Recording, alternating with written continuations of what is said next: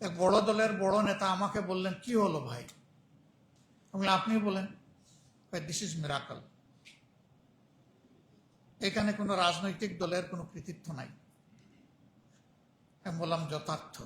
তাইলে কৃতিত্বটা কার? বললেন আল্লাহ তাআলার। কিন্তু আমি পরে দেখি যে তারাই বলতে শুরু করলেন অমুক হলো এই আন্দোলনের মাস্টারমাইন্ড। আমি অবাক। সেই দিন বললেন কি, এখন বলেন কি? আমি তাকে ফোন করে জিজ্ঞেস করলাম, ভাই ওই কথা বলছিলেন স্মরণ আছে? আমার কানে কিন্তু এখনো আপনার কথাটি বাজে। তিনি চুপ, আমাকে কোনো রিপ্লাই করলেন না।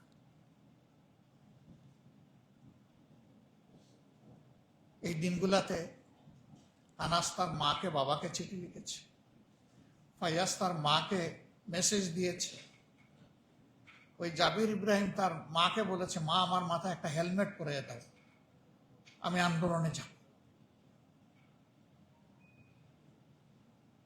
এরকম ছোট ছোট বাচ্চা, অবুঝ বাচ্চা, তারা মাকে বলেছে আমি স্বার্থপরের মতো ঘরে বসে থাকতে পারি না।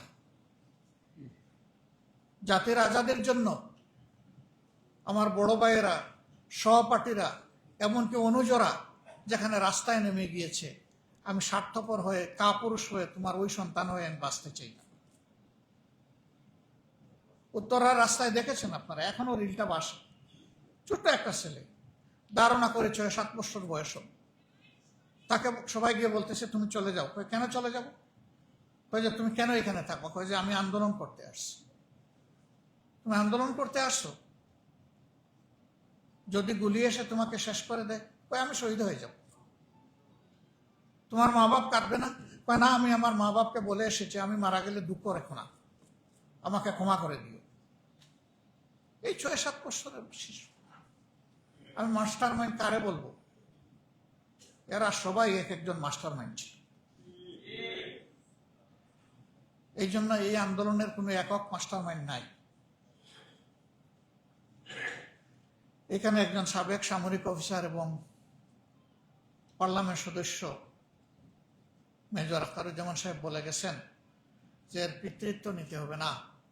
আমরা ঘরে ঘরে গিয়ে শহীদ পরিবারে গিয়ে বলেছি, পিতৃত্ব যার আছে তিনি পিতার মর্যাদায় গ্লোরিফাই হবেন ইনশাল্লাহ। আর আমরা হব এই পরিবারের সদস্য। আমরা এই পরিবারের সদস্য হয়ে বাঁচতে চাই, থাকতে চাই। এই পরিবারকে নিয়ে আমরা, পরিবারগুলোকে নিয়ে আমরা গর্ব করতে চাই। আল্লাহর কসম, এ পর্যন্ত আমরা দাবি করি নাই এই আন্দোলনে আমাদের এই অবদান ছিল, ওই অবদান ছিল, ওই অবদান ছিল। অনেকে এখন দাবি করেন, অবাক, তরে তরে সারি সারি লাশ, আর আহতরা যখন হাসপাতালে একজনের পর একজন গিয়ে ঢুকেছে, তাদের খবর নেওয়ার মতো কাউকে খুঁজে পাওয়া যায়নি। আমার সহকর্মীরা জীবনের মায়া ত্যাগ করে প্রত্যেকটা হাসপাতালে তাদেরকে পাঠিয়েছি, যাও তাদেরকে আশ্বস্ত করো তারা যেন চিকিৎসায় কোনো গাফিলতি না করে। তাদের বেবার যা লাগে প্রয়োজনে গায়ের রক্ত বের করে বিক্রি করে সেটা পরিশোধ করবো ইনশাআল্লাহ। আমরা মনে করি না যে এই বিপ্লবের প্রতি এইটুকু অবদানের কারণে আমাদের কৃতজ্ঞতা আদায় হয়ে যাবে, এটা মোটেই মনে করি না। কিন্তু আমরা মনে করি যে এটা আমাদের দায়িত্ব ছিল। ব্যাংককের হাসপাতালে যাদেরকে দেখে আসলাম, পড়ে ছটপট করছে এখনো, কেউ তো সারা বডি অবশ হয়ে পড়ে আছে। সেখানকার ডাক্তাররা অলরেডি সার্টিফাই করে দিয়েছে জীবনে তিনি উঠে আর বসতে পারবেন না। সেই লোকগুলোর কথা কেউ ভাববে না? ক্ষমতা আমাদেরকে এইরকম অন্ধ বানায় ফেলবে, দুনিয়ার স্বার্থ সবকিছু ভুলিয়ে দিবে, সব সত্য অবলীলায় শেষ হয়ে যাবে। এটা চরম বিশ্বাসঘাতকতা হবে। আমি তাই ধন্যবাদ জ্ঞাপন করছি এই সাহসী কাজ যারা হাতে নিয়েছিলেন। তার প্রথম পর্ব যারা আজকে উন্মোচন করার ব্যবস্থা আমাদেরকে করে দিয়েছেন, এর সাথে সম্পৃক্ত সকলকে অন্তরের অন্তঃস্থল থেকে ধন্যবাদ জানাই। আমি আবার অনুরোধ করব, আপনার আমার পছন্দ হোক না হোক, যার যেখানে যে অবদান, এটা যেন আড়াল না হয়, এটা যেন আপনাদের কলমে ইতিহাসের পাতায় উঠে আসে। একটা ক্রেডিবল ইলেকশন, একটা ক্রেডিবল ইতিহাস তৈরি হোক। 71 সালে একজন ইনোসেন্ট মানুষও যদি মারা যায়, সেটার জন্য গোটা জাতি আমরা কষ্ট পাই, দুঃখ বোধ করি। কিন্তু আফসোস 55টা বৎসর চলে গেল, না যোদ্ধাদের একটা সঠিক তালিকা তৈরি হইল, না শহীদদের একটা তালিকা তৈরি হইল। মুক্তিযোদ্ধাদের যেটা আছে, সঠিক হোক বেঠিক হোক, কিছুটা আছে। শহীদ মুক্তিযোদ্ধাদের কোনো তালিকা নাই। 656 জন নাকি ভাতা পায়, আমি শুনেছি। কি আশ্চর্য ব্যাপার! আমরা বলছি এত লক্ষ, তাইলে এত লক্ষটা রেকর্ড হচ্ছে না কেন? এটা তো সরকারের দায়িত্ব। এতগুলা সরকার আসলো গেল, সবাই দাবি করেন যে আমরা মুক্তিযুদ্ধের স্টেক হোল্ডার। ওকে, আপনারা মুক্তিযুদ্ধের স্টেক হোল্ডার, আপনাদেরকে সম্মান করি। তাই গুরুত্বপূর্ণ কাজটা করছেন না কেন? এটা করেন, ইতিহাসটা উঠে আসুক, ওই ফ্যামিলিগুলা গ্লোরিফাই হোক, শহীদদের আত্মা শান্তি পাক।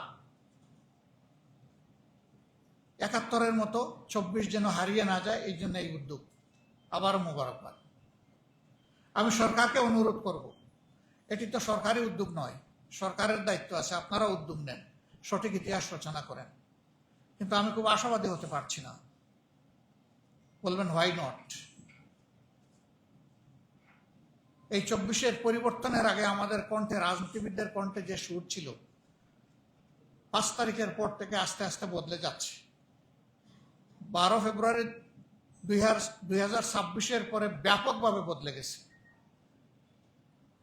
আগে যে সমস্ত কথা বলেছেন, অঙ্গীকার ব্যক্ত করেছেন, অনেকে এটা এখন বেমালুম ভুলে গেছে। তার ঠিক বিপরীতে গিয়ে এখন তারা ন্যারেটিভ দাঁড় করাচ্ছেন, বয়ান তৈরি করছেন। জনগণের অভিপ্রায় একটা ডেমোক্রেটিক সোসাইটিতে সর্বোচ্চ মর্যাদা পায়। সেই অভিপ্রায়ের ভিত্তিতে ভোট হলো, রায় হলো, 70% মানুষ ভোট দিল। এখন সরকারি দল মানবে না? হ্যাঁ মানবেন, অবশ্যই মানবেন, ইনশাল্লাহ মানবেন, ইনশাল্লাহ মানতে হবে। এতগুলা খুন হলো, গুম হলো, পঙ্গু হলো, নির্যাতন হলো, মিথ্যা মামলা হলো, তার বিচার এখন স্থবির হয়ে পড়েছে। আগে সরকারের সময় যেটুকু গতি ছিল, এটাও এখন খুঁজে পাওয়া যাচ্ছে না। জুলাই স্মৃতি জাদুঘর খুলে দেওয়ার জন্য সংসদে আমরা দাবি উত্থাপন করলাম। প্রধানমন্ত্রী সংসদে দাঁড়িয়ে বললেন যে 5 আগস্ট এই বছরে এটা ওপেন করা হবে। আজকে তো 4 আগস্ট, এখন পর্যন্ত তো কোনো আলামত দেখছি না। 5 আগস্ট ওপেন হলে তো কিছু আলামত ইতিমধ্যে হতো, কিছু দাওয়াত, কিছু আহ্বান পেতাম আমরা, স্বাভাবিকভাবে আশা করি। এটা কি হচ্ছে এগুলো? তাইলে কি জুলাইকে ভুলিয়ে দেওয়ার একটা নিরন্তর উল্টা সংগ্রাম শুরু হয়েছে?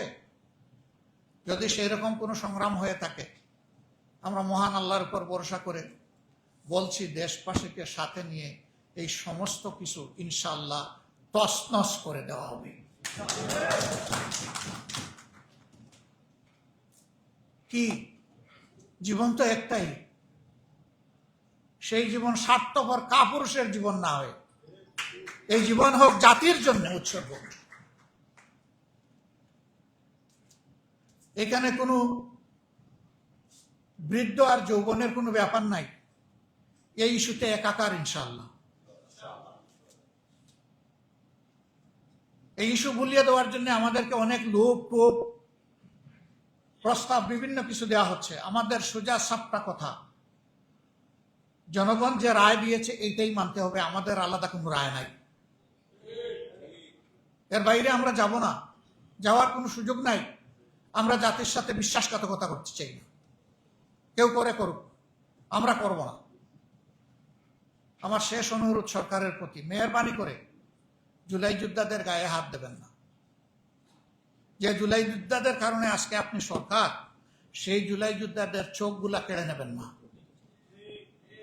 হাত পা ভাঙবেন না, 1 ফোঁটা রক্ত ঝরাবেন না। যদি ঝরান, এটি হবে অবশ্যই চরম নিমক হারামি হবে। যাদের রক্ত, সাহসিকতা, সংগ্রাম, ত্যাগ আজকে বাংলাদেশকে এই পর্যায়ে এনে দিয়েছে, এটা ভুলবেন না, ভুলার চেষ্টা করবেন না। আমরা জাতিকে কথা দিচ্ছি, হে প্রিয় জাতি, আপনাদের প্রয়োজনে আমাদের যেটুকু সামর্থ্য আছে সবটুকু উজাড় করে আমরা করে যাবো ইনশাআল্লাহ। আমরা এখানে কোনো ক্ষান্ত দেব না, কোনো কম্প্রোমাইজ করব না। ইয়েস, দেশের বৃহত্তর স্বার্থে যে কোনো সময়, দেশের স্বার্থে যে কোনো বিষয়ে আমরা ঐক্যবদ্ধ হতে রাজি আছি, কিন্তু জনগণের একটা সিঙ্গেল অধিকারকে বিসর্জন দিয়ে এটা হবে না। কোনো আধিপত্যবাদের কাছে মাথা নত করব না ইনশাআল্লাহ। এ মাথা সমুন্নত থাকবে, সেটা দরকার হয় ফাঁসির তক্তায় যাব, আয়না করে যাব, আল্লাহ যেটা নির্ধারণ করেছেন সেখানে যাব। আমাদের এক ছোট ভাই বলেছে, ওরে জিজ্ঞেস করা হয়েছে যে যদি আঘাত আসে কি করবেন, কয় হয় জেলে যাব, না হয় কবরে যাব। আমি বললাম তৃতীয় আরেকটা বলো নাই কেন? বলা উচিত ছিল জেলে যাব, অথবা আয়না করে যাব, অথবা কবরে যাব।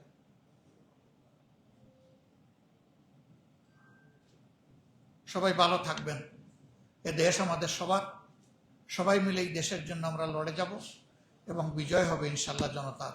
আসসালামু আলাইকুম রহমতুল্লাহ।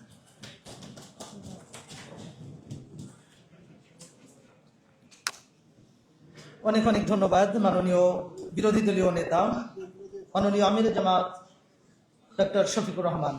আমাদের এখনই মোড়ক উন্মোচন হবে, বইগুলো দেওয়ার জন্য সবিনয় অনুরোধ করছি। মাননীয় সুধীমণ্ডলী, এরপরে আমাদের অনেক অতিথিবৃন্দ থাকবেন ইনশাল্লাহ। দুপুরে আমাদের আপ্যায়ন থাকবে। আমাদের সেই বইয়ের সহ সম্পাদক অধ্যাপক তারেক স্যারকে আমি মঞ্চে আসার জন্য অনুরোধ করছি। আমাদের ভেতরে অনেক অতিথি মহোদয় রয়েছেন, আমি সবার নাম আলাদা আলাদা করে ঘোষণা করিনি বা করতে পারছি না বলে দুঃখ প্রকাশ করছি। তো সম্মানিত অতিথি শিক্ষকবৃন্দ সকলকে আন্তরিক ধন্যবাদ জানাচ্ছি আমাদের আজকের অনুষ্ঠানে উপস্থিত হওয়ার জন্য।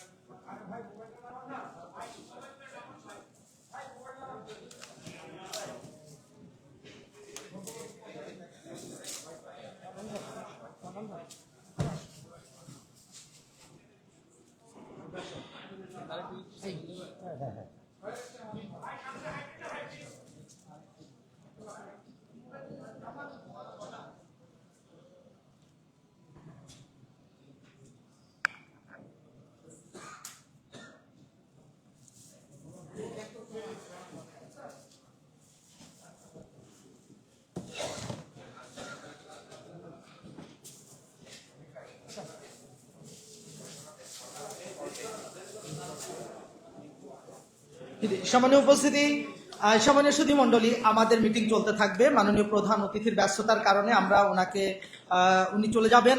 এ পর্যায়ে আমরা আবারও বক্তব্য শুনবো। জুলাই বিপ্লবের এই দিনক্ষণকে স্মরণ রাখা উপলক্ষে আজকে বই প্রকাশের যেই অনুষ্ঠান মোড়ক উন্মোচন ছিল, ইতিমধ্যে তার শেষ হলো।